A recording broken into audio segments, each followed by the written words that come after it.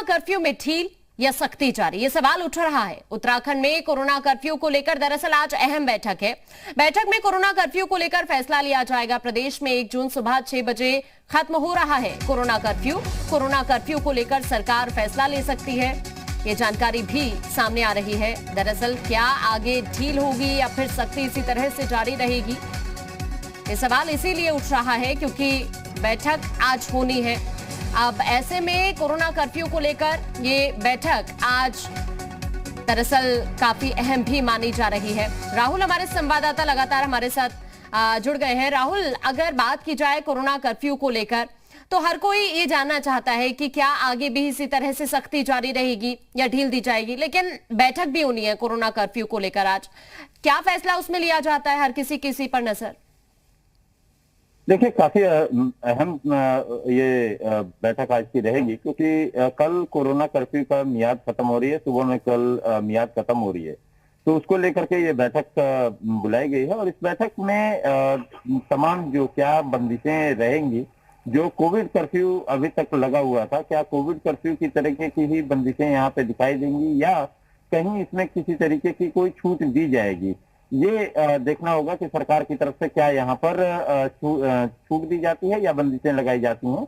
लेकिन जो सूत्र बता रहे हैं कि यहाँ पर सीधे तौर पे क्योंकि जो केसेस हैं वो 2000 के नीचे लगातार आते जा रहे हैं। कल आपने देखा होगा कि वो 1500 के नीचे केसेस थे, 1200 के करीब में केसेस पूरे के पूरे उत्तराखंड में थे। तो यहाँ पर सरकार अब कहीं थोड़ी बहुत रियायत यहाँ पर दे सकती है, लेकिन कर्फ्यू 7 तारीख तक लागू रहेगा। ये भी हमारे सोर्सेज बता रहे हैं कि कोविड कर्फ्यू को 1 हफ्ते के लिए और बढ़ाया जाएगा और इसमें बंदिशें में जो छूट थोड़ी सी दी जाएगी, वो दुकान जो राशन की दुकानें थी, जो जनरल स्टोर थी जो बंद थे, या तमाम जो औद्योगिक प्रतिष्ठान बंद थे, उनमें थोड़ी सी रियायत दी जाएगी, जिसमें कि एक दिन अल्टरनेट डेज से इन दुकान को खोलने की अनुमति यहाँ पे सरकार दे सकती है। जैसे आज राशन की दुकान और राशन की दुकानों को लेकर के हो या चाहे वो तमाम जो दुकान है, औद्योगिक जो दुकानें हैं, उनको अलग अलग दिन खोलने की अनुमति यहाँ पे सरकार की तरफ से दी जा सकती है। आज इसको लेकर के एक बैठक होगी, उस बैठक में ही इस बात का लेकिन क्लियर होगा कि आखिर में क्या सरकार यहाँ पर करने जा रही है। हमारी जब बात हुई थी, सरकार के मंत्री से ही बात हुई थी, तो उनकी तरफ से ये कहना था कि अभी क्योंकि केसेस कम तो हुए हैं, लेकिन यहाँ पर एक बार और पूरी तरीके से मॉनिटरिंग यहाँ पर सरकार पूरे करेगी और उसमें ये कि आखिर में प्रभावी कदम क्या उठाए जा सकते हैं। कहीं ऐसा नहीं कि अभी एकदम खोल दिया जाए और उसका फिर से केसेस अचानक से यहाँ पे राइज करने लगे, बढ़ने लगे। बिल्कुल, और शायद इसीलिए जैसे आप जानकारी दे रहे हैं कि 1 वीक और बढ़ाया जा सकता है कोरोना कर्फ्यू को, लेकिन दूसरी तरफ कुछ छूट भी लोगों को दी जाएगी कि किसी तरह की परेशानी लोगों को ना हो।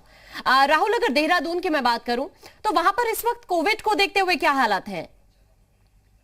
देखिए, देहरादून की हम बात करें तो देहरादून में कोविड के जो केसेस लगातार जिस तरीके से बने हुए थे, तकरीबन 3500 4000 केसेस आ रहे थे।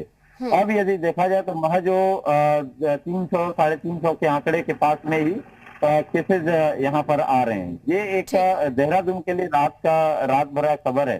और दूसरी बात, जिस तरीके की बंदिशें लगाई गई, जिसमें खास तौर पर मैं कहूँ कि बाहर के लोगों की आवाजाही को यहाँ पर रोका गया। RT-PCR उनको करना काफी ज्यादा जरूरी है, उनको टेस्ट कराना उनको सबसे ज्यादा जरूरी है। यदि आप आ भी रहे हैं, यदि देहरादून में आ रहे हैं, तो इन सभी चीजों को लेकर के जो सरकार की तरफ से सख्ती की गई है, वो काफी अहम यहाँ पर हुआ। और यही कारण रहा है कि सरकार यहाँ जो केसेस हैं उनको डिक्लाइन होना सरकार और कंट्रोल करने में सरकार को फायदा पहुंचा। उसके साथ ही तमाम जो आप यदि बाहर निकलते हैं बेवजह, यदि आप पकड़े जाते हैं तो आपको वहां पर RT-PCR टेस्ट किया जाएगा और यदि आप एंटीजन टेस्ट किया जाएगा और उसके बाद आप तुरंत यदि पॉजिटिव आते हैं तो आपको तुरंत ही सेंटर में भेज दिया जाएगा, कोविड सेंटर में। ये सारी यहाँ पे सरकार की तरफ से कदम उठाए गए हैं।